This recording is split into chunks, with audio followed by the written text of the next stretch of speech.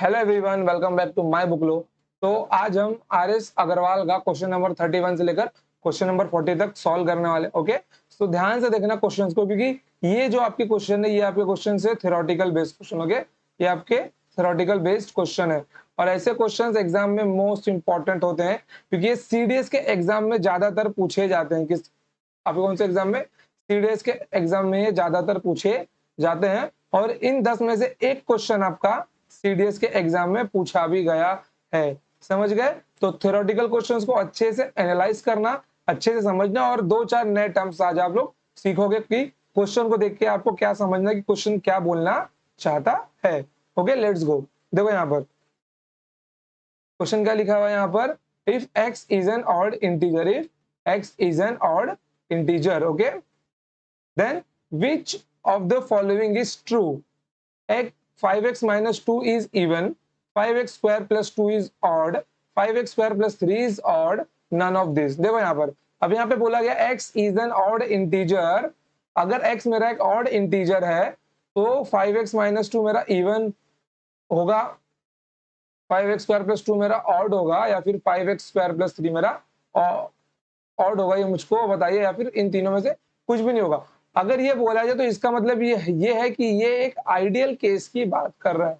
ये एक ideal case की बात कर रहा है। समझ गए? ये एक आइडियल केस की बात कर रहा है। अगर जब कभी भी आइडियल केस की बात हो, जब कभी भी आइडियल केस की बात हो तो आप लोग नंबर भी अगर वहां पे ऑड इंटीजर बोला गया तो वो किसी भी ऑड इंटीजर के लिए अप्लाई होगा।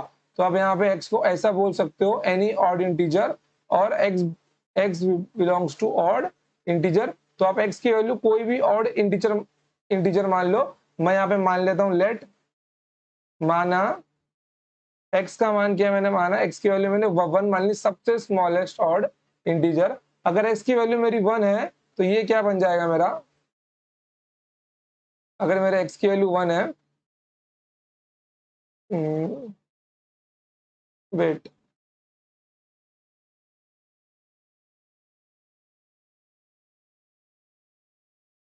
देखो, अगर मेरे x की वैल्यू 1 है तो ये क्या बन जाएगा मेरा 5 माइनस 2 मतलब 3। तो ये तो मेरा इवन नहीं है, then this is the not my answer. Then उसके बाद में 5x square plus 2 is odd. अगर x की वैल्यू मेरी 1 है तो ये मेरा 7 बन जाएगा, ये ऑड है। चलो, देन 5x स्क्वायर प्लस 3, तो 5 प्लस 3 मतलब मेरा 8 है, ये मेरा इवन है, ये ऑड नहीं है। तो this is not my answer. तो ऑप्शन नंबर बी मेरा क्या होगा? ऑप्शन नंबर बी मेरा करेक्ट आंसर होगा। समझ गए? ऑप्शन नंबर बी क्या होगा? ऑप्शन नंबर बी मेरा करेक्ट आंसर होगा। क्या होगा? ऑप्शन नंबर बी मेरा करेक्ट आंसर होगा। समझ गए आप लोग? कोई दिक्कत यहाँ पे आपको? कोई दिक्कत नहीं है? चलो,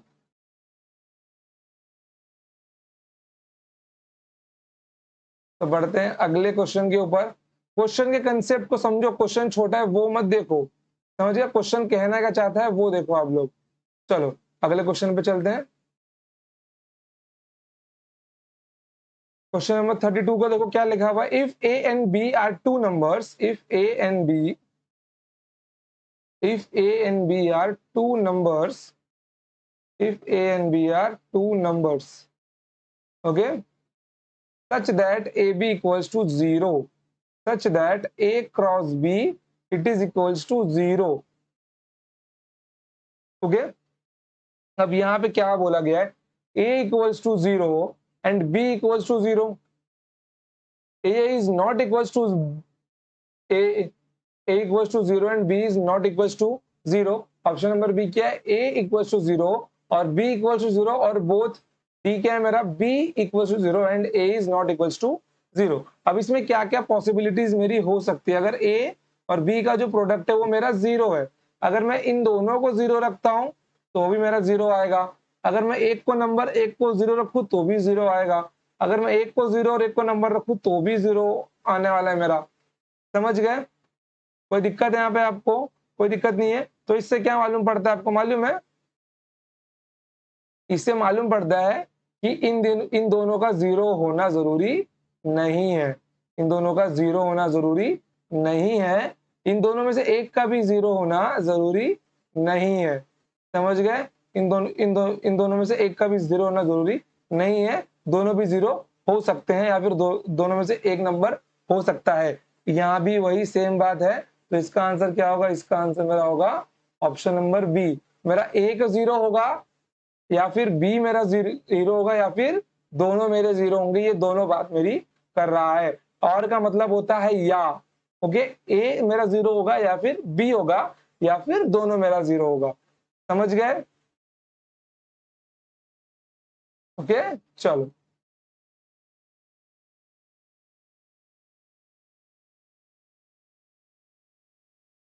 अगले क्वेश्चन पे बढ़ते हैं। क्वेश्चन नंबर 3 देखो, ये मोस्ट इंपॉर्टेंट क्वेश्चन है, डाल लो मोस्ट आईएमपी क्वेश्चन है ये। क्या ये मोस्ट आईएमपी क्वेश्चन है? क्वेश्चन क्या लेगा देखो, if A B C D are the numbers. Question को ध्यान से समझना, मैं पहले बता दे रहा हूँ ये क्वेश्चन आपको शायद एक बार में समझ में ना आए। ओके, क्वेश्चन शायद आपको एक बार में समझ में ना आए। ओके, देखो यहाँ पर क्या लिखा हुआ है, if A B C D are numbers in decreasing order and D B E are numbers in decreasing order. Okay, A B C D क्या है मेरे इंक्रीजिंग ऑर्डर में 4 नंबर दिए हुए हैं। Okay, A B C D are numbers in increasing order बढ़ते हुए क्रम में दिया हुआ है, and D B E are the numbers in decreasing order. Okay, देखो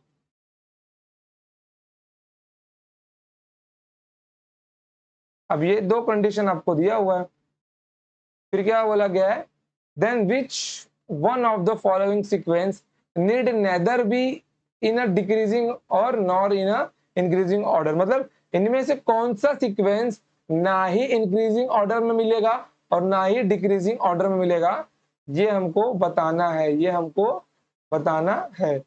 ओके, चलो कोई दिक्कत इसके अंदर सवाल के अंदर? वीडियो पॉज करिए, खुद एक बार ट्राई करो, देखो इसका आंसर क्या आता है। देखो इसका आंसर क्या आता है आपका। अगर आपको राइट आंसर मिलेगा मतलब आप लोग सोचने में सक्षम हो, समझ गए? इसीलिए एस चांद जी की इस बुक को बहुत अच्छा माना जाता है, क्योंकि कंसेप्चुअल क्वेश्चंस के साथ में कैलकुलेटिव क्वेश्चंस भी दिए गए। ऐसा नहीं कि क्वेश्चंस कम ज्यादा किए, दोनों का मिश्रण एकदम अच्छे से दिया गया है। देखो क्या बोल रहा है ये, A B C D are in the increasing order. Okay, they are in increasing order, A B C D. क्या ये बढ़ते हुए क्रम में मैंने लगाया है? कोई दिक्कत इसके अंदर? कोई दिक्कत नहीं। अब देखो अब क्या बोल रहा है, D B E R number in decreasing order, D B E R number in decreasing order. देखो D B E are numbers in decreasing order. Okay, then which one of the following sequence need neither be in a decreasing nor in a increasing order. Okay, चलो तो इस question को अब देखो, अब यहाँ पर देखो आप लोग, अब यहाँ पर सबसे पहले एक एक रिलेशन को ध्यान से देखते हैं। अब यहाँ पे मुझे क्या दिखाई दे रहा है, डी बी ए दिखाई दे रहा है और डी बी ए मुझे यहाँ भी दिखाई दे रहा है। अब इस रिलेशन को मैं अगर रीअरेंज करके लिखता हूँ तो मैं एक फंक्शन को गायब कर देता हूँ। मैंने एक फंक्शन को गायब यहाँ से गायब कर दिया, then A it is less than B and B T B it is less than D. इस इक्वेशन को मैं ऐसे भी लिख सकता हूँ, कोई दिक्कत है यहाँ पर? कोई दिक्कत नहीं है, ये रिलेशन मेरा राइट है यहाँ पर, क्योंकि ये इसके अंदर से मैंने ही लिखा है। ओके, चलो ओके, देखो यहाँ पर ए मतलब ए बी डी, ये तो मेरा रिलेशन बन सकता है डी बी ए का, डी बी ए का मेरा रिलेशन बन सकता है, कोई बात नहीं है। इंक्रीजिंग ये मेरा डिक्रीजिंग ऑर्डर में ही बनेगा डी बी ए का रिलेशन। ओके, फिर उसके बाद में देखो अब यहाँ पे क्या लिखा हुआ है, ई सी डी लिखा हुआ है। क्या लिखा हुआ है? ई सी डी लिखा हुआ है। अगर आप लोग ये पहला वाला रिलेशन अगर ध्यान से देखें, यहाँ पर क्या है मेरा, A is less than B, B is less than C, C is less than D, then यहाँ पे लिखा हुआ है D D is greater than B and B is greater than E. Okay, अगर आप यहाँ पे ध्यान से देखो तो बी यहाँ पे क्या है, इन दोनों से छोटा है, और बी यहाँ पर क्या है, ई से बड़ा है। ओके, बी क्या है यहाँ पर, ई से बड़ा है और इन दोनों से छोटा है। समझ गए आप? मतलब यहाँ पे मैं अगर ऐसा लिखता हूँ, देखो ई, ये क्या है मेरा, ये मेरा बी से छोटा है, कोई दिक्कत है? ई जो मेरा है वो बी से छोटा है, मैंने केवल उसको घुमा दिया। ओके, ई मेरा ई क्या है, बी से छोटा है, और बी मेरा किससे छोटा है, बी मेरा सी और डी से छोटा है। मतलब मैंने ये लिख दिया इन शॉर्ट, मैंने क्या लिख दिया, मैंने ये लिख दिया है यहाँ पे इन शॉर्ट। अब मैं यहाँ पर अगर देखो तो मुझे यहाँ पे क्या मिल जाएगा, ई बी सी मिल जाएगा। ई बी सी का रिलेशन मुझको यहाँ पर दिया हुआ है, देखो ई बी सी का रिलेशन दिया हुआ है, और यहाँ पे ई सी डी का रिलेशन भी दिखा हुआ यहाँ पर दिया हुआ है। तो ई बी सी देन ई सी डी, मुझे दोनों रिलेशन मिल गए यहाँ पर, मुझे दोनों के दोनों रिलेशन मिल गए। सिर्फ यहाँ पे अब बच गया मेरा ऑप्शन नंबर डी। ऑब्वियसली यही मेरा आंसर होगा अभी, क्योंकि देखो यहाँ पे ए ई सी बोल रहा है, ए और सी के बीच में तो रिलेशन है, ए और सी के बीच में तो रिलेशन है, लेकिन ई का ना ही ए से रिलेशन है और ना ही सी से रिलेशन है। तो मैं उसको कैसे यहाँ पे लेके आऊं, मैं ला ही नहीं सकता, मैं ला ही नहीं सकता हूं। समझ गए, कोई दिक्कत? मतलब यहाँ पर जो आपका ये ऑप्शन नंबर डी है ए ई सी, ये ना ही डिक्रीजिंग ऑर्डर में लिखा जा सकता है और ना ही इंक्रीजिंग ऑर्डर में लिखा जा सकता है। बाकियों को हम लोग लिख सकते हैं इंक्रीजिंग और डिक्रीजिंग ऑर्डर में, लेकिन इसको नहीं लिख सकते। समझ में आ गया? Then option number D is your correct answer. Option number D is your correct answer. समझ गए? चलो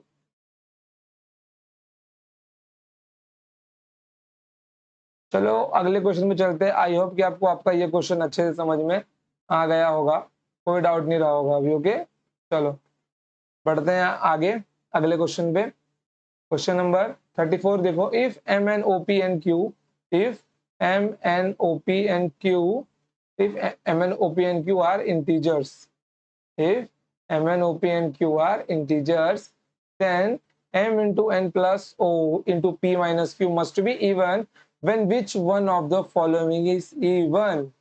okay, देखो यहाँ पर क्या लिखा हुआ है, इक्वेशन में क्या लिखा हुआ है, m into n plus o into p minus q।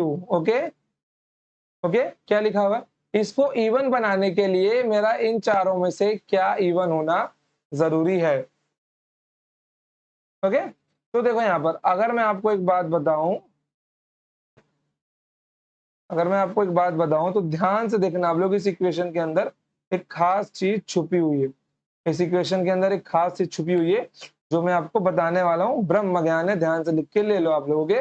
चलो देखो, इस इक्वेशन को इवन इक्वेशन तभी कहा जा सकता है, या तो ये इवन हो, या तो ये इवन हो, या तो ये इवन हो। तो इस इक्वेशन को इवन इक्वेशन बनाने के लिए मेरे m का इवन होना जरूरी है। देन n प्लस ओ का, मतलब कि अगर m या ये दोनों नहीं है then n plus O even हुआ तो भी कोई दिक्कत नहीं है। ओके, समझ गए? देन उसके बाद में p माइनस क्यू, ये भी मेरा इवन हो सकता है। इन तीनों को छोड़कर इस इक्वेशन को इवन कोई नहीं बना सकता, और मेरे ऑप्शन में ऐसा कुछ लिखा ही नहीं है, सिर्फ ऑप्शन नंबर ए दिया गया है। ऑप्शन नंबर ए मतलब एम, एम मेरा क्या होना चाहिए, इवन होना चाहिए। समझ गए आप लोग? कोई दिक्कत है यहाँ पे आपको? कोई दिक्कत नहीं है? चलिए देखो यहाँ पर अभी इस क्वेश्चन को ना, अभी इस क्वेश्चन को ना, अगर मैं आपको एक बात बोलूं तो इस क्वेश्चन को ना और दो मेथड से बनाया जा सकता था, इसके ऑप्शंस को चेंज कर। कैसे, मैं आपको दिखाता हूँ। देखो, अगर इनके ऑप्शंस को लेट सपोज ऐसा लिख दिया होता, मैं लिख के दिखाता हूँ। देखो, अब अगर आपको सपोज पेपर में ऐसा ऑप्शन मिल जाए, अब अगर आपको पेपर में सपोज ये क्वेश्चन दिया जाए और ऐसा ऑप्शन मिल जाए, तब आप लोग क्या करेंगे? तब आप लोग क्या करेंगे? ओके, तब आप लोग क्या करेंगे बताइए, क्या करेंगे? क्योंकि यहाँ पर तो आपको कुछ समझ में ही नहीं आएगा कि मैं किसको टिक मारूं। मेरा m इवन होगा कि n प्लस ओ होगा कि c होगा। एक काम करो, यहाँ पे ना नन ऑफ दिस की जगह ना ऑल ऑफ दिस आएगा, यहाँ पे ना ऑल ऑफ दिस लिखो, ऑल ऑफ दी एबो। क्योंकि अगर गलती से यहाँ पे नन ऑफ दिस आया तो क्वेश्चन रॉन्ग माना जाएगा, जहाँ पे आपको फ्री का आंसर मिल जाएगा, फ्री का मार्क्स मिलेगा। तब आपका बन जाएगा आंसर ऑप्शन नंबर डी। क्या बन जाएगा आपका आंसर? ऑप्शन नंबर डी बन जाएगा। समझ गए कि किस सिचुएशन में क्वेश्चन कैसा टर्न हो सकता है? यहाँ पे आपको बोथ ए एंड बी वाला भी बना के दिया जा सकता है, आपको यहाँ पे बोथ ए एंड बी वाला ही बना के दिया जा सकता है। जैसे मैं यहाँ पे आपको दिखा देता हूँ कि सपोज आपको बोथ ए एंड बी कैसा बना के देते, देखो ओके, आपको बोथ ए एंड बी अगर बना के देना होता सवाल में तो कैसा देते, कंफ्यूज करने के लिए क्वेश्चन क्वेश्चन को ना सिंपल ही रखते हैं लोग, बस कंफ्यूज बहुत कर देते हैं, बस क्वेश्चन को कंफ्यूज बहुत कर देते हैं। देखो यहाँ पर पी माइनस क्यू रखो, जैसे कि यहाँ पे अगर आपको मैं दे दूं, एक काम कर दो इस क्वेश्चन को ना, हाँ इस क्वेश्चन को ना थोड़ा और टफ किया जाए। देखो यहाँ पर वेट,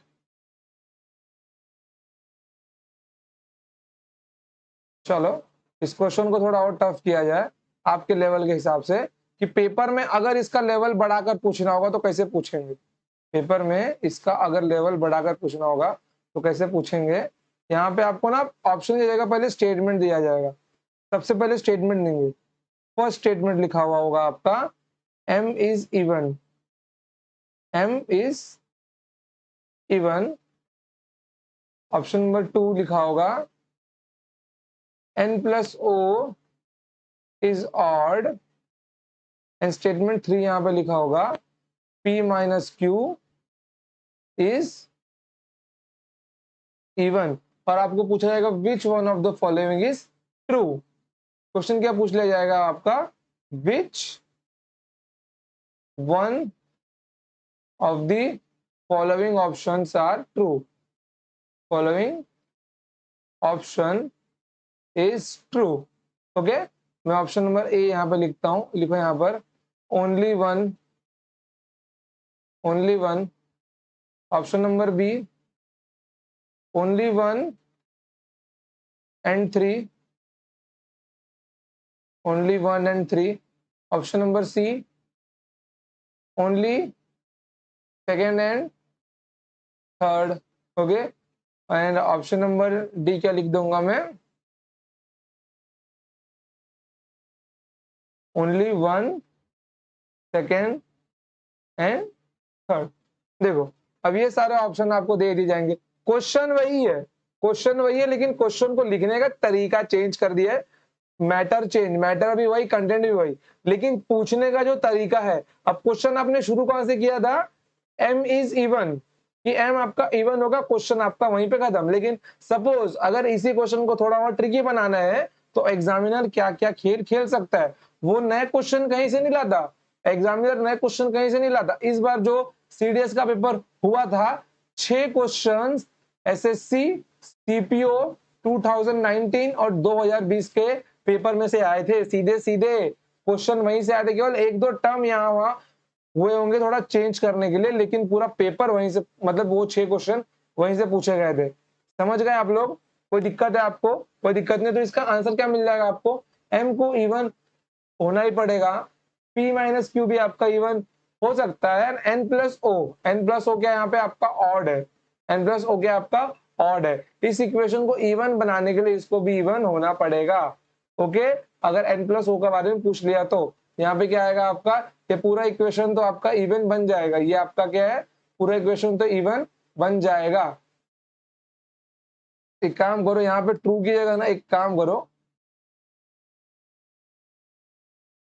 ट्रू ही रखो, छोड़ो, तो यहाँ पे आपको क्या मिल जाएगा, आपको यहाँ पे मिल जाएगा आपका ऑप्शन नंबर बी मिल जाएगा, कि 1 and 3 are my right option, 1 and 3 are my right option. Questions को ऐसे मॉडिफाई भी किया जा सकता है, समझ गए। चलो आगे देखो, अब ये देखो बेस्ट क्वेश्चन है ये, बेस्ट, ओके, बेस्ट सवाल है ये। क्वेश्चन देखो क्या बोल रहा है, if N is negative number, question के लैंग्वेज को पढ़ना बच्चों, if N is a negative number then which one of the following is the least, then which one of the following is the least, सबसे कम, यहाँ पर सबसे कम मान किसका होगा, option number A, option number B, option number C, या फिर ऑप्शन नंबर डी। अब आप में से जो सबसे बड़ा मूर्ख होगा वो मारेगा ऑप्शन नंबर ए। ओके, देखो अब जिसने भी ऑप्शन नंबर ए सोचा भी ना, वो अपने जगह पे मुर्गा बन के बांग लगाओ। ओके, देखो यहाँ पर ऑप्शन नंबर है, इसने पूछा कि सबसे लीस्ट कौन होगा, तो उस बच्चे ने ऑप्शन में सबसे लीस्ट 0 देखा तो उसने 0 टिक मार्क कर दिया। लेकिन ऐसा नहीं करना है आपको, आपको 0 टिक मार्क नहीं करना है। ओके, तो देखो यहां पर, अब यहाँ पे जो एक लाइन लिखा हुआ है, क्या लिखा हुआ है, n is a negative number, n is a negative number, इसका मतलब क्या है, इस लाइन का मतलब क्या है, इस लाइन के मतलब को अगर आप लोग ध्यान से समझ गए तो ये क्वेश्चन आप लोग समझ जाएंगे। ओके, समझ गए।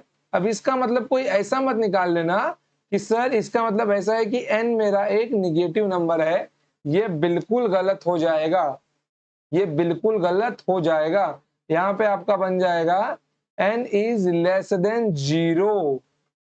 निगेटिव नंबर का अर्थ मेरा क्या होता है, निगेटिव नंबर का अर्थ मेरा क्या होता है बताइए, निगेटिव नंबर का मेरा अर्थ क्या होता है, मेरे निगेटिव नंबर का अर्थ होता है कि मेरा जो निगेटिव नंबर है, मेरा जो निगेटिव नंबर है, मेरा जो निगेटिव नंबर है वो क्या है, वो 0 से छोटा है, वो क्या है, वो 0 से छोटा है, उसका साइन निगेटिव है, ऐसा मत समझ लेना कभी। अगर ये लाइन लिखा हुआ है, अगर ये लाइन लिखा हुआ है आपके पेपर में, अगर आपके पेपर में ये लाइन लिखा हुआ है तो आपको यही समझना है कि वो नंबर के 0 से लेस होने की बात कर रहा है, वो नंबर का 0 से लेस होने का बात कर रहा है, नहीं तो आपको वो n के साथ में माइनस लगा के देगा। Minus n is a negative number, negative n is a negative number. अगर उसने बोला है कि n जो है वो एक नेगेटिव नंबर है, इसका मतलब क्या पता है कि n का जो मान होगा वो नेगेटिव होगा। जैसे n का मान -1 होगा, n का मान -2 होगा, n का मान -3 होगा, या फिर n का मान -4 होगा। ओके ओके, तो यहाँ पे n जो बोला गया है कि n का मान निगेटिव होगा, इसका मतलब ये नहीं है कि n के साथ भी निगेटिव साइन लगा होगा। समझ गए, कोई दिक्कत यहाँ पे आपका, जैसे हम लोग बोलते नहीं है p is an odd number, p is an odd number, statement का मतलब समझो यहाँ पे, p is an odd number, तो यहाँ पे मतलब क्या है कि p की वैल्यू 1 है, या फिर p की वैल्यू 3 है, या फिर p की वैल्यू 5 है। समझ गए, कोई दिक्कत है यहाँ पे, कोई दिक्कत नहीं है। समझ गए कि n is a negative number का मतलब क्या है यहाँ पे कि n का मान जो है वो n के साथ में नेगेटिव साइन नहीं है, n का जो मान है वो निगेटिव है, n का जो मान है वो निगेटिव है। समझ गए आप लोग, कोई दिक्कत है यहाँ पर, कोई दिक्कत नहीं है। आई होप कि आपको अच्छे से ये वाला लाइन का कंसेप्ट समझ में आ गया होगा कि अगर कहीं आपको दिखाई दे कि अगर लिखा है p is a negative number, मतलब वो उस नंबर के 0 से लेस होने की बात कर रहा है। समझ गए, चलो आई होप कि आपको समझ में आया होगा अच्छे से, क्योंकि ये सारी बातें ना बुक्स के अंदर नहीं लिखी होती है। आप लोग अगर बुक को देखोगे, अरे वापस कहाँ से आ गई ये, अगर आप लोग बुक को देखोगे तो आपको ये सारी बातें नहीं मिलेंगी, सिर्फ सॉल्यूशन मिलेगा, ओनली एंड ओनली सॉल्यूशन मिलेगा आपको। लेकिन ये सारी की सारी बातें समझाने के लिए किसी न किसी टीचर की जरूरत पड़ती ही है। समझ गए आप लोग, इसका मतलब क्या है, n इज लेस देन 0। अब हम लोग एक एक एग्जाम्पल को सेटिस्फाई करवाते हैं। अब यहाँ पे क्या बोल रहा है, which is the least, which is the least, देखो यहाँ पर ये किसके लीस्ट होने की बात कर रहा है, ये किसके लीस्ट होने की बात कर रहा है। अब यहाँ पे जो n है वो तो 0 से भी छोटा है, तो यहाँ पे लीस्ट क्या हुआ, यहाँ पे 0 मेरा क्या हो गया, बड़ा हो गया। इस स्टेटमेंट के दिखते ही मेरा 0 क्या हो गया, मेरा 0 बड़ा हो गया है, तो 0 तो अब आंसर कभी नहीं बनेगा, कतई नहीं बनने वाला। ओके, समझ गए, कोई इश्यू कोई दिक्कत नहीं है। एक एक स्टेटमेंट को अच्छे से समझना, मैं इसीलिए इतना स्लो लेके जा रहा हूं ताकि आप लोगों को थ्योरेटिकल नॉलेज जो आपका कंसेप्चुअल बेस है ना वो अच्छे से तैयार हो सके। देन उसके बाद में क्या यहाँ पे माइनस का n लिखा हुआ है, क्या लिखा हुआ है, माइनस का n। अब अगर मैं यहाँ पे माइनस साइन करता हूं तो एक बार एक चीज हमेशा ध्यान में रखना आप लोग कि अगर मैं इसको माइनस साइन दूंगा, अगर मैं इसको माइनस साइन दूंगा तो ये n मेरा क्या होगा, 0 से बड़ा हो जाएगा। कंफ्यूज मत होना यहाँ पर आप लोग कंफ्यूज मत होना, क्योंकि n यहाँ पे एक अगर निगेटिव नंबर है तो सपोज अगर इसके निगेटिव नंबर की वैल्यू अगर -1 है अगर मैं इसको माइनस एन करता हूं तो माइनस इंटू माइनस वन, ये मेरा बन जाएगा प्लस वन। क्या बन जाएगा मेरा? ये मेरा प्लस वन बन जाएगा, और प्लस वन मेरा जीरो से बड़ा होता है, दैट्स वाई मेरा माइनस एन भी क्या होगा? जीरो से बड़ा होगा। समझ में आ गया आप लोगों को? कोई दिक्कत इसके अंदर? कोई दिक्कत नहीं है। ये सब कुछ लिख के लिखो जो मैं जो लिख रहा हूँ यहाँ पे और जो मिटाते हुए चल रहा हूँ, समझ गए? ऐसा नहीं हो कि सिर्फ लास्ट का सॉल्यूशन लिखा आपने, सब लिखो। ओके, तो माइनस एन क्या है मेरा? जीरो से बड़ा है, इसलिए ये भी लिस्ट मेरा होने जरा, ये मेरा क्या होगा? ये मेरा लिस्ट कभी नहीं बनने वाला, ये मेरा लिस्ट कभी नहीं बनने वाला। अब आते हैं एन स्क्वायर के ऊपर। अब अगर एन का स्क्वायर करता हूं यहाँ पर, सपोज मैंने अगर माइनस एन का ही स्क्वायर लिया, क्या मिल जाएगा मुझको? यहाँ पे देखो, यहाँ पे क्या मिल जाएगा मुझको? यहाँ मुझको मिल जाएगा it is also greater than zero, मतलब n square it is greater than zero. N square क्या है मेरा? एन स्क्वायर भी मेरा क्या आएगा?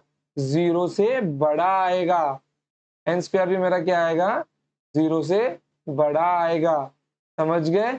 इसीलिए ये भी मेरा लिस्ट नहीं हो सकता है, ये भी मेरा लिस्ट नहीं हो सकता है। अब आपके मन में एक डाउट और आ रहा होगा, अगर नहीं आ रहा है तो वो डाउट मैं डालता हूं कि अगर मैंने एन का स्क्वायर किया तो भी एन, देखो, अगर मैंने एन का स्क्वायर किया तो ये मुझे एन स्क्वायर देगा, ओके, स्क्वायर करने पर।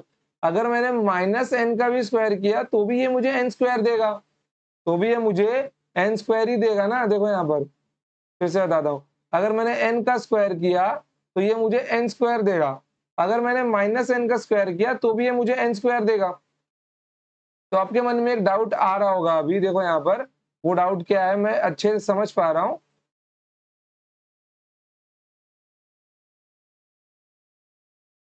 वो डाउट है आपका कि सर अगर सपोज हमने यहाँ पर जो एन है, सपोज यहाँ पर जो एन दिया हुआ है, अगर मैंने उसको ही स्क्वायर किया तो इट इज, तो ये भी तो मुझको जीरो से छोटा मिल जाएगा, तो ये भी तो मुझको जीरो से छोटा मिल जाएगा। देन उसके बाद में यहाँ पे क्या लिखा हुआ है? 2n लिखा हुआ है। अगर मैं इसी n को 2 से मल्टीप्लाई कर दूं then 2n is also less than zero, और किसी भी नंबर का स्क्वायर बड़ा होता है उसके दुगने से, किसी भी नंबर का स्क्वायर बड़ा होता है उसके दुगने से। ओके, अब यहाँ पे एक बात अच्छे से समझना, हम लोग इन दोनों इक्वेशन को अच्छे से एनालाइज करते हैं, इन दोनों इक्वेशन को अच्छे से एनालाइज करते हैं हम लोग। ओके, क्या इस दोनों साइड में जाएंगे?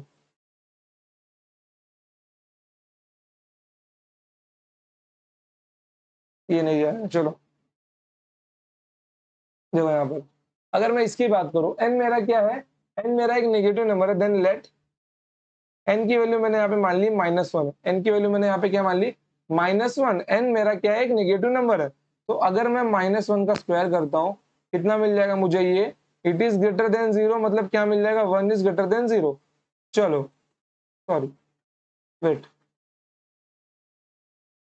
यहाँ पे क्या है मेरा? ये माइनस वन का square it is less than zero, same expression लिखो यहाँ पर, सेम एक्सप्रेशन लिखो। तो यहाँ पे क्या मिल जाएगा मेरे को? One is less than zero. क्या ये इक्वेशन कभी पॉसिबल है? बताइए, क्या ये कंडीशन कभी मैथमेटिक्स में पॉसिबल है? कभी नहीं, इसलिए ये मेरा कभी बनेगा ही नहीं। ओके, अब अगर मेरा n माइनस वन है, मैंने क्या बोला? Minus one it is less than zero. अब अगर मैं इसके अंदर दो का मल्टीप्लाई कर दूं तो क्या बन जाएगा मेरा? माइनस का two it is less than zero. ये तो, अब माइनस वन जो मेरा होता है वो तो माइनस टू से बड़ा ही होता है, ये आप सबको मालूम है। तो minus two it is less than zero, इसलिए सबसे लीस्ट मेरा क्या होगा? इसलिए सबसे लीस्ट मेरा क्या होगा? सबसे लीस्ट मेरा होगा 2n। क्या होगा? 2n होगा। समझ गए आप लोग? क्वेश्चन को अच्छे से समझना। ओके, आई होप कि आपको कोई डाउट नहीं रहा होगा अभी। अच्छे से देखो, थ्योरेटिकल क्वेश्चन का नॉलेज जितना अच्छा रखोगे ना, कंसेप्ट उतने अच्छे होते हैं। देखो, न्यूमेरिकल सब लोग सॉल्व कर लेते हैं, न्यूमेरिकल हर बच्चा सॉल्व कर लेता है, लेकिन जो कंसेप्चुअल क्वेश्चन को सॉल्व कर पाता है, असली विजेता वही होता है मैथ्स में। चलो देखो यहाँ पर अगले क्वेश्चन पे जाते हैं। इतना अच्छा एक्सप्लेनेशन आपको बुक के अंदर भी नहीं मिलेगा जितना मैंने दिया है, समझ गए? तो क्वेश्चन को अच्छे से समझो, अच्छे से नोट्स उतारो इसके, ताकि कभी अगर कोई आप का दोस्त भाई वगैरह अगर आपके सामने ये बुक लेके बैठता है और उसको अगर डाउट आता है इन केस, तो आप लोग उसको अच्छे से एक्सप्लेन तो कर पाओगे। समझ गए? चलो देखो यहाँ पर क्या लिखा हुआ है, क्वेश्चन नंबर 36। तो क्वेश्चन नंबर 36 लिखा हुआ है, क्या लिखा हुआ है, if x minus y is 8, if x minus y is 8, then which of the following must be true? Then which one of the following must be true? क्या लिखा हुआ है, both x and y are positive, both x and y are positive. Okay,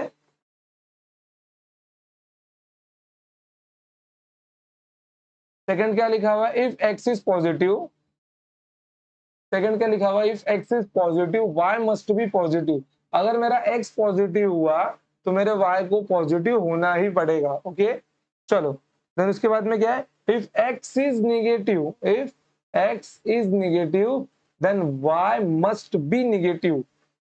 if x is negative then y must be negative. अगर हम लोग एक एक statement को एनालाइज करते हैं, हम लोगों के स्टेटमेंट को एनालाइज करना सीखो, स्टेटमेंट्स को एनालाइज करना सीखो, तभी ऐसे टाइप के क्वेश्चंस आपके सॉल्व हो पाएंगे.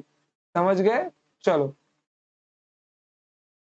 देखो यहाँ पर स्टेटमेंट क्या लिखा है, both X and Y are positive. यहाँ पे क्या लिखा हुआ है, एक्स माइनस वाई बराबर 8 लिखा हुआ है. ओके, सपोज मैंने माना कि अगर एक्स की वैल्यू मेरी 9 है, वाई का वैल्यू मेरे अगर 1 रखा तो ये मेरे को 8 मिल जाएगा. यहाँ मेरा एक्स भी पॉजिटिव है और वाई भी पॉजिटिव है. वाई का सिर्फ मान देखो, ये इक्वेशन है माइनस, वाई को गलती से कोई माइनस नहीं समझेगा. समझ गए, वाई को गलती से कोई माइनस नहीं समझेगा, वाई केवल पॉजिटिव है मेरा, एंड एक्स मेरा पॉजिटिव है, तो ये तो मुझको मिलेगा. सपोज मैं अगर यहाँ पे x की वैल्यू अगर 5 रखता हूँ तो यहाँ पे मेरा माइनस है. ओके, अब मेरे को इसके अंदर में ऐसा क्या जोड़ू कि ये मेरा 8 बन जाए, मुझको यहाँ पे -3 जोड़ना होगा.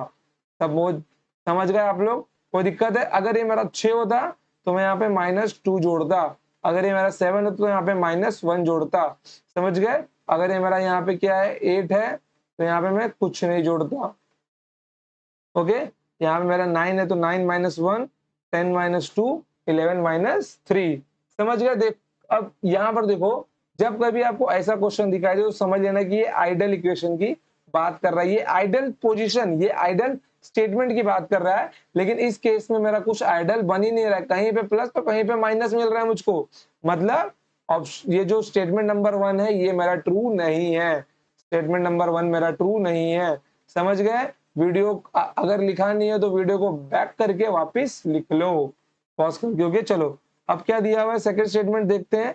x minus Y it is equals to 8. क्या लिखा हुआ है, if x is positive y must be positive. Suppose मैंने x की वैल्यू अगर 5 मान ली, 5 नहीं, सपोज अगर मैंने x की वैल्यू 7 मान ली, मैंने अगर x की वैल्यू 7 मान ली तो इसको 8 बनाने के लिए मुझे यहाँ पे -1 y को करना पड़ेगा ना, तभी जाके ये 8 बनने वाला है. If x is positive y must be positive. ये तो बोल नहीं सकते कि अगर x पॉजिटिव है तो y को पॉजिटिव होना ही पड़ेगा, तो ये स्टेटमेंट भी मेरा रॉन्ग है. समझ गए. मतलब 1 ओनली तो निकल गया, 2 ओनली भी निकल गया. जब दोनों निकल गया तो ऑप्शन नंबर सी भी निकल गया, बचा केवल आपका option number D, that is your right answer, third only. फिर भी एक बार वेरीफाई कर लेते हैं ना, क्या याद है, if x is negative then y must be negative. देखो इफ x इज नेगेटिव, अगर इन लोगों ने x को नेगेटिव लिया, अगर x को नेगेटिव लिया, मैंने माना सपोज इसको मैंने -1 लिया, देन y को मेरे क्या बनना पड़ेगा, इसको पॉजिटिव 8 लाने के लिए, देन y को मेरे -9 बनना पड़ेगा 8 लाने के लिए. अगर मैं यहाँ पे -2 लूंगा तो इसको -6 बनना पड़ेगा 8 लाने के लिए. मैं यहाँ पे अगर -3 लूंगा तो मेरे y को -5 बनना पड़ेगा 8 लाने के लिए. मैं अगर यहाँ पे 4 लूंगा तो इसको -4 बनना पड़ेगा 8 लाने के लिए. समझ गए. अब यहाँ पे अगर ये मेरा -5 हुआ तो इसको -3 बनना पड़ेगा 8 लाने के लिए. समझ गए. हर केस में मेरा y नेगेटिव है, अगर x नेगेटिव है तो, अगर मेरा x नेगेटिव है तो y भी मेरा क्या है, y भी मेरा नेगेटिव है. समझ गए. x के नेगेटिव होने का मतलब क्या है, x is less than 0. x की जो वैल्यू है -1 वो नेगेटिव होगी, वो 0 से छोटी होगी, उसके पास नेगेटिव का साइन होगा. समझ गए कि ये स्टेटमेंट का मतलब क्या होता है. और यहाँ पे अगर x इज पॉजिटिव बोल दिया मतलब वो क्या है, मेरा ग्रेटर देन 0 है. Okay, then option D is my correct answer. समझ गए आप लोग. चलिए आगे बढ़ते हैं नेक्स्ट क्वेश्चन पे. चलो क्वेश्चन नंबर 37 देखो क्या लिखा हुआ है, if X and Y are negative then which of the following statements are always true. इसका मतलब क्या है, देखो यहाँ पर मतलब समझो स्टेटमेंट का क्या बोल रहा है, if X and Y are negative, आप में से 99, अगर देखो 99% नहीं 90% जनता इसको ना एक्स और वाई के साथ में निगेटिव का साइन लगा देगी, लेकिन आपको ये लगाना नहीं है। ये कॉमन गलती है जो सब लोग करते हैं, समझ गए। ये कॉमन गलती है जो सब लोग करते हैं। ये बुक मैं कम से कम 5वीं बार सिखा रहा हूँ, समझ गए। बाकी 4 बार मैंने ऑफलाइन में सिखाई है, ऑनलाइन में फर्स्ट टाइम सिखा रहा हूँ मैं। तो ये गलती करते हुए मैंने बच्चों को देखा है, ये गलती हो गई। देखो यहाँ पर if X and Y are negative, इसका मतलब क्या है, X is less than 0 and Y is less than 0। Okay, अब यहाँ पे ये क्या बोल रहा है, X plus Y is positive. इसने निगेटिव बोला है, इसने निगेटिव बोला है। मतलब मैं निगेटिव का एक मैं बोल देता हूँ, let suppose, always let an example. अगर स्टेटमेंट वाला क्वेश्चन दिया है मतलब वो आइडियल केस है, वो किसी भी नंबर पे काम करना ही चाहिए, समझ गया। तो यहाँ पे मैं मान के लेता हूँ कि अगर मेरा x -1 है तो मैंने y को भी अपना -1 मान के लिए let. Okay, then x plus Y is positive, -1 + 1 का ही मेरा पॉजिटिव होगा। 0 is not a positive nor a negative number, then it is not my answer। समझ गए आप लोग। कोई दिक्कत है, अगर कोई दिक्कत है तो एक काम करो, y का आप लोग वैल्यू चेंज कर दो, y को आप लोग एक काम करो -2 ले लो, कोई दिक्कत नहीं होगी। x एंड y, क्या इन दोनों का प्रोडक्ट आपका पॉजिटिव मिलने वाला है? जी जरूर, इन दोनों का प्रोडक्ट मुझको 0 से बड़ा मिलेगा। मैंने क्या बोला था, पॉजिटिव का मतलब क्या आएगा, 0 से बड़ा आएगा। ओके, और इन दोनों का मल्टीप्लाई करने पे 2 मेरे को 0 से बड़ा ही मिलने वाला है। Okay, then this one is right. x minus Y is positive, minus का 1 माइनस का 2 बराबर कितना मिल जाएगा, -1 प्लस का 2 बराबर कितना मिल जाएगा, +1 मिल जाएगा। ओके, चलो इसके अंदर तो सेटिस्फाई हो गया। एक काम करो, अब वैल्यू स्प्लिट कर दो, स्वैप कर दो वैल्यू, समझ गए। स्टेटमेंट मतलब वो आइडियल केस पे काम करना चाहिए। अब एक काम करो, x को -2 ले लो और y को एक काम करो -1 ले लो, देन -2 माइनस ऑफ -1 कितना मिल जाएगा, -2 + 1 कितना मिल गया आपको, -1 मिल गया। तो x माइनस वाई हमेशा पॉजिटिव नहीं हो सकता, इसके लिए ये आपका रॉन्ग। सिर्फ आपका सेकेंड वाला राइट आंसर होगा, x एंड y, x into Y is always positive. समझ में आ गया आपको? कोई दिक्कत? कोई दिक्कत नहीं है, होनी भी नहीं चाहिए आपको, समझ गए। चलो बढ़ते हैं आगे अपने अगले सवाल के ऊपर। सिंपल क्वेश्चन था, चलिए चलिए क्वेश्चन नंबर 38 देखिए, most important question. Okay, most important question and concept, most important concept है ये। अब इससे रिलेटेड एक कंसेप्ट मैं आपको सिखाना चाहता हूँ, कंसेप्ट को ध्यान से देखना आप लोगों के। चलिए, कंसेप्ट को ध्यान से देखना एकदम। ओके, चलो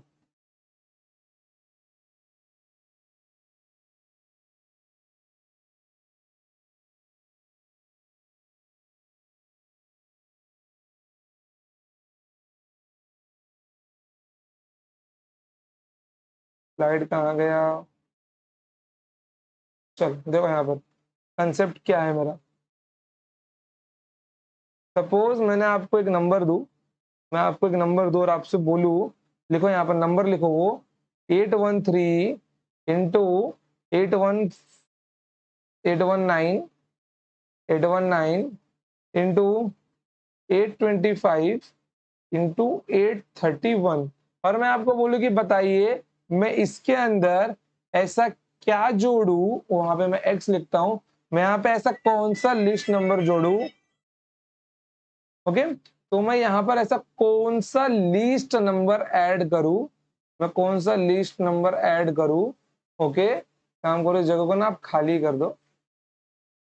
मैं यहाँ पर ऐसा कौन सा लीस्ट नंबर ऐड करूं कि ये नंबर मेरा एक परफेक्ट स्क्वायर बन जाए, ये नंबर मेरा एक परफेक्ट स्क्वायर बन जाए, परफेक्ट स्क्वायर बन जाए। ओके, तो ये कंसेप्ट है आपका। कंसेप्ट ध्यान से सुनना आप लोग। देखो यहाँ पर नंबर को देखो क्या लिखा हुआ है, नंबर को ध्यान से देखो। नंबर आपका लिखा हुआ है 813 into 819 into 825 into 831, okay, then plus. अब यहाँ पे आप लोग ध्यान से देखो कि ये आपको कितना ज्यादा है, +6। ये आपको कितना ज्यादा है, +6। ये आपको कितना ज्यादा है, +6। मतलब ये मैं बोल सकता हूं कि यहाँ पर मैंने 4 नंबर लिखे हैं कंसेक्यूटिव ऑर्डर में। मैंने यहाँ पे 4 नंबर लिखा है कंसेक्यूटिव ऑर्डर से, मतलब मैंने यहाँ पर 4 कंसेक्यूटिव नंबर्स लिखे हैं। क्या लिखे हैं मैंने यहाँ पर, 4 कंसेक्यूटिव नंबर्स लिखे हैं। समझ गए? मैंने यहाँ पे 4 क्या लिखे, कंसेक्यूटिव नंबर्स लिखे हैं। Same same, okay, same same क्या है यहाँ पर, सेम सेम गैप के ऊपर लिखे हैं।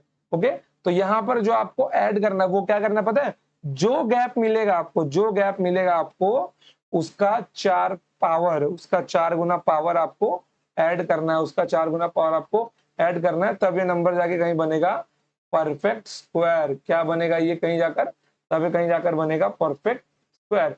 अगर नहीं लिखा है तो वीडियो को पॉज करके लिख लो, क्योंकि मैं स्क्रीन जा रहा हूं मिटाने। चलो, ओके, चलो।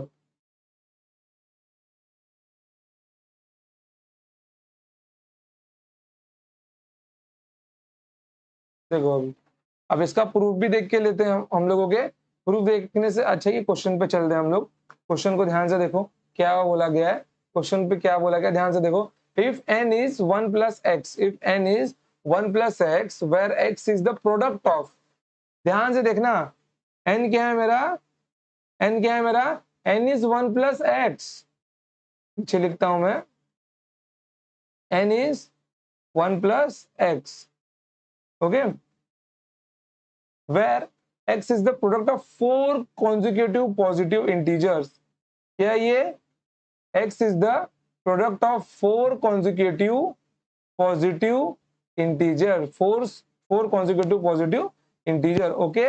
अगर मैं यहाँ पे इसको बोलता हूँ x मेरा क्या है,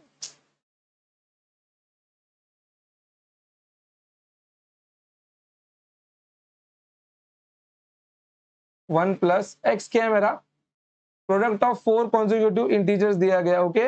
मैं अगर यहाँ पे इसको ऐसा मानूं कि ये अगर मेरा क्या है, ये अगर मेरा a है पहला इसका कॉन्जिक्यूटिव नंबर, a इंटू क्या, यहाँ पे क्या मिल जाएगा मेरे को, a+1, okay, then into a+2, then into a+3, okay. तो ये मेरे क्या हो गए, ये मेरे 4 कॉन्जिक्यूटिव इंटीजर्स हो गए। ये क्या हो गए मेरे, ये मेरे 4 कॉन्जिक्यूटिव इंटीजर्स हो गए, जिनके बीच में गैप कितना है, जिनके बीच में गैप कितना है, देखो +1 का गैप है। गैप कितना है, +1 का गैप है। गैप कितना है, +1 का गैप है। अगर मैं इसको रीअरेंज करके लिखता हूं तो मैं इसको ऐसा लिख सकता हूं ना, a into a+1, a+2, a+3, then +1, और 1 को मैं क्या लिख सकता हूँ, 1 को मैं 1 की पावर 4 भी लिख सकता हूँ। एंड तो मैंने अभी आपको एक चीज बताई थी कि अगर आपको कभी ऐसा कोई नंबर दिखाई दे a into a+1 into a+2 जो कॉन्जिक्यूटिव मैनर में लिखा हो, a+3 है, ये प्लस है मेरा, प्लस, ओके, a+3 +1 का पावर 4, तो ये मेरा क्या होगा, ये मेरा एक परफेक्ट स्क्वायर होगा। क्या होगा मेरा, ये परफेक्ट स्क्वायर होगा। समझ में आ गया आप लोगों को? कोई दिक्कत है यहाँ पर? कोई दिक्कत नहीं है। चलो यहाँ पर अब देखो आप लोग कि यहाँ पे आपका एक और चीज मैटर किया जा सकता है कि हम लोग 4 कॉन्जिक्यूटिव इंटीजर्स को किस मैनर में लिखते हैं। कुछ लोग तो ऐसा लिखते हैं, a into a+1 into a+2 into a+3, ये उनका मैनर है किसी किसी का, जिसमें +1 और +1 दिया होता है, ओके। देन उसके बाद में कुछ लोग ऐसा लिखते हैं, ये लोग +1 का डिफरेंस रखते तो हैं, ये लोग +1 का डिफरेंस लगता है, लेकिन कुछ आगे से रखते हैं और कुछ पीछे से रखते हैं, ओके। कुछ लोग आगे से रखते हैं और कुछ लोग पीछे से रखते हैं। आप लोग चाहें तो a-2 यहाँ पे लगाएं, अगर a-2 यहाँ पे नहीं भी लगाना है तो आप लोग यहाँ पे a+2 लगा सकते हो। ध्यान से देखो, +1 करने पे a आएगा, +1 करने पे a आएगा, +1 करने पे a आएगा। मैं आपको भी एक क्वेश्चन भी दूंगा इसके ऊपर, जो क्वेश्चन बनने के आसार हैं और जो क्वेश्चन बन सकता है। अगर मैं इसको अरेंज करके दोबारा ऐसे लिखूं तो मैं यहाँ पे a-2 लिख सकता हूँ। यहाँ पे a-1 a इंटू a+1, ध्यान से देखो, +1 किया तो ये आएगा, +1 किया तो ये आएगा और +1 किया तो ये आएगा। समझ गए आप लोग? कोई दिक्कत है? मतलब इसका आंसर क्या होगा यहाँ पर? यहाँ पर मेरा क्या होगा? n मेरा एक ऑड नंबर नहीं है, n मेरा एक प्राइम नंबर नहीं है। ओके, n मेरा क्या होगा? n मेरा एक क्या होगा? n मेरा एक परफेक्ट स्क्वायर होगा। क्या होगा मेरा n? n मेरा क्या होगा? n मेरा एक परफेक्ट स्क्वायर होगा। ओके, कोई दिक्कत है यहाँ पे आपको? एक और चीज यहाँ पर आपको, रुको जरा, यहाँ पे n आपका ऑड नंबर भी होगा, मैं आपको दिया नहीं, ये दोनों आपका राइट होगा। अब ये कैसे राइट होगा? वो जब आप लोग इसका प्रूफ पढ़ोगे तो आपको मालूम पड़ेगा। एंड आई होप कि आपने इसको अच्छे से लिख लिया होगा। अब मैं आपको इसका प्रूफ करवाऊंगा। अब मैं आपको इसका प्रूफ करवाऊंगा। चलो, इसका प्रूफ लिखने के लिए तैयार हो जाओ। ओके,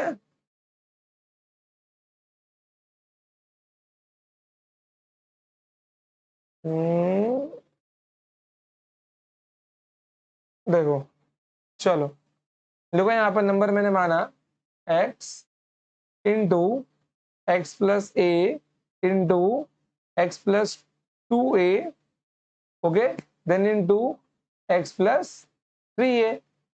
कोई दिक्कत है यहाँ पे आपको? यहाँ पे प्लस ए का गैप है, यहाँ पे क्या है? प्लस ए का गैप है, देख लो यहाँ पर प्लस ए और प्लस ए। समझ गए? कोई इशू आपको यहाँ पर? कोई इशू नहीं है। चलो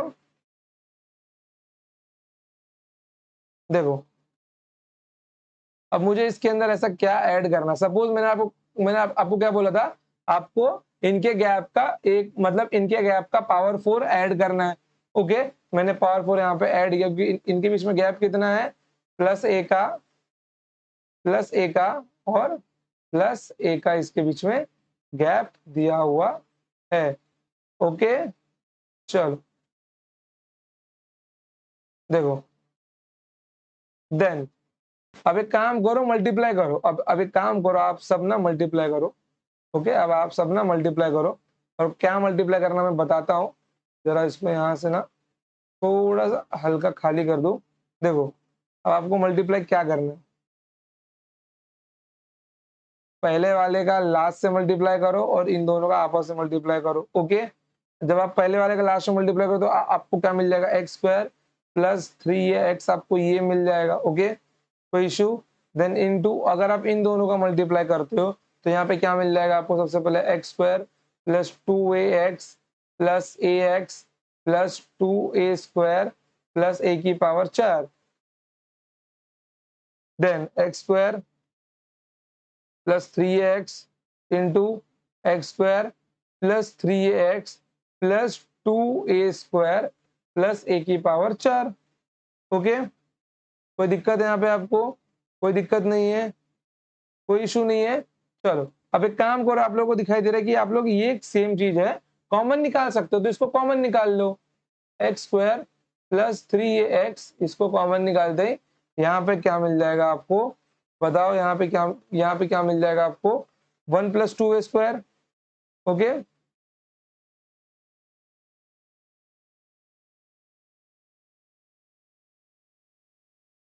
वन प्लस 2a स्क्वायर आपको यहाँ पर कॉमन मिल जाएगा। Okay, 1 plus 2a square, a की पावर 4। बट यहाँ मुझे कुछ आसार दिखाई नहीं दे रहे हैं, तो एक काम करो, अब थोड़ा दूसरा मेथड लगाते हैं हम लोग। इसको मिटाओ यहाँ से, आप लोग तो मिटा नहीं सकते, आप लोग काट दो। देखो यहाँ पर, अब एक काम करो, इसको अंदर मल्टीप्लाई कर दो। ये जो यहाँ पे दिखाई दे रहा है ना आपको, ये इसको अंदर मल्टीप्लाई कर दो। एक बार इसके इस टर्म से करो और एक बार इससे करो। यहाँ पे क्या मिल जाएगा आपको? एक्स स्क्वायर प्लस 3x का whole square, then plus 2a square into X square plus 3ax। Okay, then plus a की पावर 4। अगर आप लोग ध्यान से देखो, आप लोग इसको क्या करो, ध्यान से देखो आप लोग, तो यहाँ पे क्या दिखाई दे रहा है? आप लोग एक काम करो, यहाँ पे मान लो let x square plus 3ax, ये क्या है आपका? के मान लो, इसको के मान लो। तो यहाँ पे क्या मिल जाएगा? के का स्क्वायर प्लस, इसको मैं अगर ऐसा लिखता हूँ, ए स्क्वायर को मैं अगर ऐसा लिखूं, 2a इंटू ए इंटू यहाँ पे क्या है मेरा k है प्लस a की पावर 4 दिया हुआ है मेरे को। a की पावर 4 को मैं क्या लिख सकता हूँ, a की पावर 4 को मैं लिख सकता हूँ a का स्क्वायर द होल स्क्वायर। अगर मैं ध्यान से देखूं यहाँ पर, अगर मैं ध्यान से देखूं तो ये जो a स्क्वायर यहाँ पर लिखा हुआ है, अब एक काम करो इसको नॉर्मल लिख दो, a स्क्वायर इंटू के। अगर आप ध्यान से देख सको इसको तो ये कैसा दिखाई दे रहा है आपको, ये आपको कुछ ऐसा नहीं दिखाई दे रहा है, के प्लस ए स्क्वायर का होल स्क्वायर। क्या आपको ये कुछ ऐसा नहीं दिखाई दे रहा है, के प्लस ए स्क्वायर का होल स्क्वायर, ये आपको दिखाई दे रहा है। ओके, के प्लस ए स्क्वायर का होल स्क्वायर ये मुझको दिखाई दे रहा है। ये मुझको क्या मिल गया, ये मुझको मिल गया एक परफेक्ट स्क्वायर। क्या मिल गया मुझको, एक ये मुझको मिल गया एक परफेक्ट स्क्वायर। हम लोग यहाँ से चले थे और यहाँ पर एक परफेक्ट स्क्वायर के पास हम लोग आ गए हैं। ओके, कोई इशू नहीं है। चलिए अब अगर मैं यहाँ की बात करता हूँ पिछले वाले क्वेश्चन की, तो यहाँ पे क्या है मेरा n equals to 1 plus X दिया गया है। क्या दिया गया, 1 प्लस एक्स दिया गया है मुझको। ओके, 1 प्लस एक्स दिया गया। अगर मैं इसको x प्लस 1 लिखूं, अगर मैं इसको x प्लस 1 लिखूं तो यहाँ पे ये क्या है मेरा, ये डिफरेंस है। 1 मेरा क्या है, 1 मेरा डिफरेंस का यहाँ पे रिप्रेजेंट कर रहा है। तो यहाँ पे मैं काम करता हूँ ना, 1 को a स्क्वायर के बराबर मान लेता हूँ, क्योंकि ये तो मेरा डिफरेंस है ना ये। ओके, ये तो क्या है मेरा डिफरेंस है, कोई दिक्कत नहीं है। मैं 1 को 1 का स्क्वायर या फिर 1 की पावर 4 भी लिख सकता हूँ। ओके, और x क्या है मेरा, यहाँ पर x मेरा क्या है, x क्या है मेरा यहाँ पे देखो, x मेरा क्या है, multiplication of product of 4 consecutive numbers.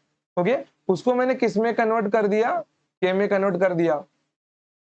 मतलब मैं इसको क्या लिख सकता हूँ, 1 प्लस, ओके, तो इसको मैं क्या लिख सकता हूँ, 1 प्लस के, 1 प्लस के का होल स्क्वायर, 1 प्लस के का होल स्क्वायर। समझ गए आप लोग, कोई दिक्कत है? अगर आप लोग इसको ऐसा भी नहीं लिखना चाहते तो एक काम करो, इसको यहाँ पे ऐसा लिख दो, इसको के लिखो, देन प्लस ए स्क्वायर। कॉमन डिफरेंस कितना है यहाँ पे आपका, 1 दिखाई दे रहा है ना।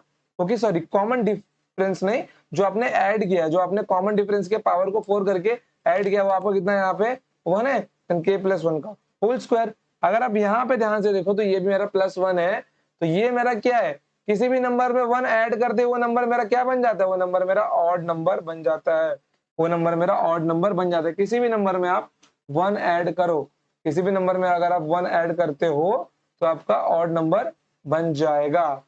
ओके, कोई दिक्कत है यहाँ पे आपको? कोई दिक्कत नहीं है। अगर आप x क्या है आपका 4, x is your product of 4 consecutive positive integer. अगर आप 4 कॉन्जिक्यूटिव इंटीजर्स का मल्टीप्लाई करते हैं, क्योंकि वो क्या होंगे, ये आपका जो 4 कॉन्जिक्यूटिव इंटीजर्स होंगे वो आपके क्या होंगे, इवन होंगे। अगर आप इवन में 1 ऐड करोगे तो वो ऑटोमेटिकली आपका ऑड बन जाएगा। नहीं तो आपके मन में डाउट आ रहा होगा, सर अगर 3 के अंदर 1 जोड़ा वो तो 4 बन गया मेरा, वो तो मेरा ऑड नहीं बना ना। वैसे नहीं, 4 कॉन्जिक्यूटिव मतलब product of 4 consecutive positive integers के अंदर अगर आप एक ऐड करते हो तो आपका वो ऑड बन जाएगा, क्योंकि 4 कॉन्जिक्यूटिव इंटीजर्स तो आपके इवन होंगे, क्योंकि इवन हर सेकंड पोजीशन पे बैठा हुआ है। तो इवन प्लस 1 क्या होगा मेरा, ऑड होगा। समझ गए? इसीलिए क्या होगा आपका option number C correct answer होगा। 1 and 3 is your only right answer. समझ गए? कोई दिक्कत है यहाँ पे आपको? कोई दिक्कत नहीं है। चलो अगले क्वेश्चन की ओर बढ़ते हैं। आई होप कि आपको ये अच्छे से समझ में आ गया होगा। Okay, let's go. Question number 39। ये क्वेश्चन सीडीएस का पूछा हुआ सवाल है। ओके, देखो यहाँ पर क्वेश्चन क्या बोल रहा है, x equals to 2/5y plus 3, how does y change when, sorry थोड़ा माइक सही कर लूं।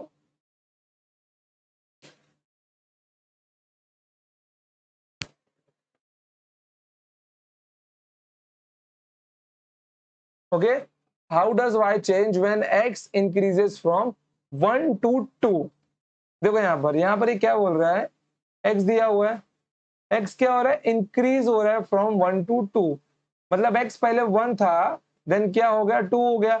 क्वेश्चन के लाइन को समझो, क्वेश्चन बोलना क्या चाहता है, x इंक्रीजेस फ्रॉम, x मेरा बढ़ रहा है 1 to 2, 1 से 2 पर जा रहा है। मतलब x की वैल्यू पहले 1 थी, अब 2 हो गई। समझ गए? अब क्या हो गई, 2 हो गई, x मेरा यहाँ से यहाँ पर चला गया है। ओके, तो इससे मुझको क्या सीखने को मिलता है, मेरे जो x की वैल्यू है वो क्या होगी, 1 के बराबर होगी या फिर 2 के बराबर। अब इन दोनों के बीच में लाई कर सकती है। 1 to 2 मूव किया है, 1 से 2 की तरफ बढ़ा है, उसने 1 से 2 की तरफ बढ़ा है वो, समझ गया? वो क्या होगा, वो 1 से 2 की तरफ बढ़ा है, x का वैल्यू इंक्रीज हुआ है, इसलिए मेरे जो x की वैल्यू है वो क्या होगी, 1 के बराबर होगी या फिर 1 से बड़ी होगी, लेकिन 1 से छोटी नहीं होगी। वैसे मेरे जो x की वैल्यू है वो क्या होगी, 2 के बराबर होगी या फिर 2 से छोटी होगी। समझ गए? चलो, ये मेरा x का रेंज है, ये मुझको रेंज मिल गया, कोई दिक्कत नहीं है। अब ये जो मेरा x की वैल्यू है, मेरा x तो यहाँ पर ये लिखा हुआ है, तो यहाँ पे क्या है, मेरा 1 है। It is less than equals to क्या लिख दूंगा मैं, 2/5y plus 3, it is less than और इक्वल्स टू 2। ओके, अब एक काम करो, इन दोनों इक्वेशन को ना आप सेपरेट सेपरेट सॉल्व करो, लेकिन लिखो एक साथ। समझ गए? इन दोनों इक्वेशन को आप सेपरेट सेपरेट सॉल्व कर सकते हो। एक इस पार्ट को बॉक्स बना के दिखा दूं मैं, एक इस पार्ट को सॉल्व। ओके, देन एक दूसरा क्या उसके बाद में, एक दूसरा इस पार्ट को सॉल्व कर सकता है। ओके, ये बॉक्स थोड़ा छोटा बन गया, ऐसा, समझ गए? ऐसे आपको इक्वेशन सॉल्व करना है।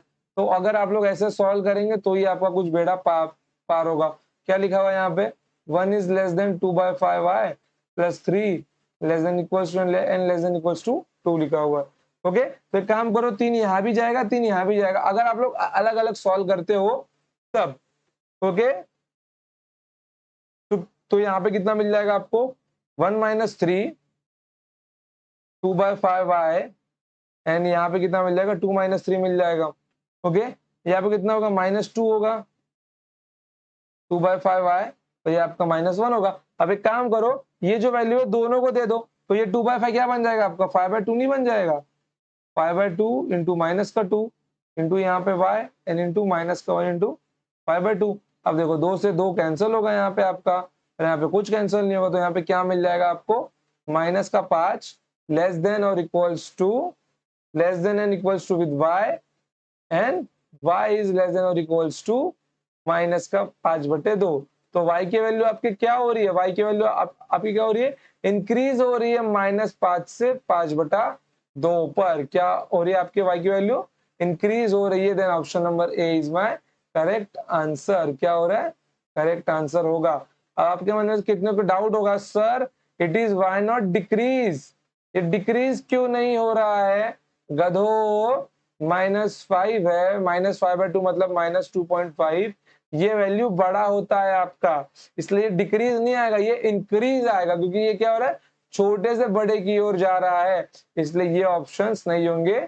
ऑप्शन नंबर ए आपका राइट आंसर होगा। समझ गए आप लोग, -5 से -5/2 की ओर ये बढ़ रहा है। ओके, चलो बढ़ते हैं आगे। Question number 40, if x is rational number and y is irrational number, then both x plus y and xy are necessary rational, both x plus y and xy are necessary irrational, xy is necessary irrational but x plus y can be either rational or irrational, x plus y is necessary irrational but xy can be either rational or irrational। Okay, question मैंने पूरा पढ़ लिया, बहुत easy question है, this is your homework question. इसका answer मैं आपको अगली क्लास में बताऊंगा। ओके बच्चों, टिल देन आज के लिए इतना ही। आई होप कि आपको आज का सेशन अच्छा से समझ में आया होगा, कि आज का सेशन कंसेप्ट से भरा हुआ था। हमने आज एक नया कंसेप्ट भी देखा, ये मोस्ट इंपॉर्टेंट कंसेप्ट है, समझ लेना। ये सिंप्लीफिकेशन में पढ़ाया जाता है, लेकिन बहुत लोग नहीं भी पढ़ाते हैं, बट मैंने आपको ये यहाँ पर बता दिया। ओके, क्योंकि ये मैं RS अग्रवाल पूरी कोर्स की तरह लेके जा रहा हूँ आपके लिए, इसलिए मैं हर एक क्वेश्चन को अच्छे से एक्सप्लेन करता हुआ चल रहा हूँ। समझ गए? ऐसा भी नहीं कि मैंने आपको बीच में उड़ा दिया है, कुछ भी कर दिया है। चलो मैं यहाँ पे आपको ना एक क्वेश्चन देके जाता हूँ खुद की ओर से। लिखो यहाँ पर क्वेश्चन मेरी ओर से। ओके, क्वेश्चन लिखो, क्वेश्चन लिखो,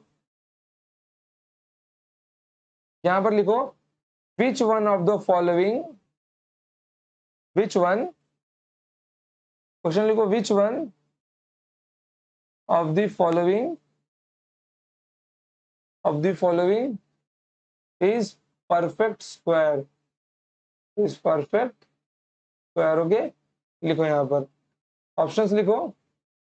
ऑप्शन नंबर ए लिखो यहाँ पर आप, क्या लिखना है आपको, A into a+1, a+2, a+3, okay, +1, ओके। Then option number B,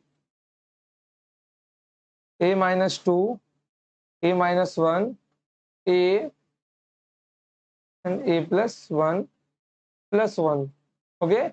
option number C, a-1, a+1, a+2 +1 and option number D क्या लिखूं मैं आपके लिए यहाँ पर, ऑप्शन नंबर डी क्या लिखूं, लिखो यहाँ पर a-3, a-2, a-1 and a+1, okay, a+1, okay.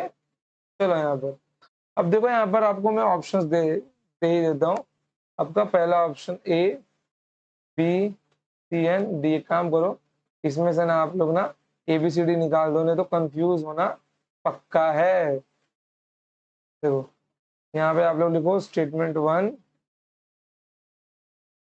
2, 3 and 4। देखो यहाँ पे क्या लिखेगा आपका, only 1 and 2, only 2 and 3, okay, 1, 2, 1, 2, 3 and 4, okay, और ओनली 1, 2 एंड 4। समझ गए? ये 4 ऑप्शन दिया है मैंने। इस क्वेश्चन को आपको अच्छे से सॉल्व करना है। ये क्वेश्चन वही बच्चा कर पाएगा, फर्स्ट टाइम में देख के किसी को समझ में नहीं आएगा इस क्वेश्चन का आंसर, किस क्वेश्चन का आंसर मेरा क्या होगा, लेकिन इस क्वेश्चन का आंसर वही बच्चा कर पाएगा जिसने अच्छे से आज के लेक्चर को समझा होगा और देखा होगा, क्योंकि इसका आंसर आज के लेक्चर में ही दिया हुआ है। ओके, तो आज के लिए इतना ही, तो मिलते हैं नेक्स्ट टाइम। तब तक के लिए tata bye bye, till then love you all.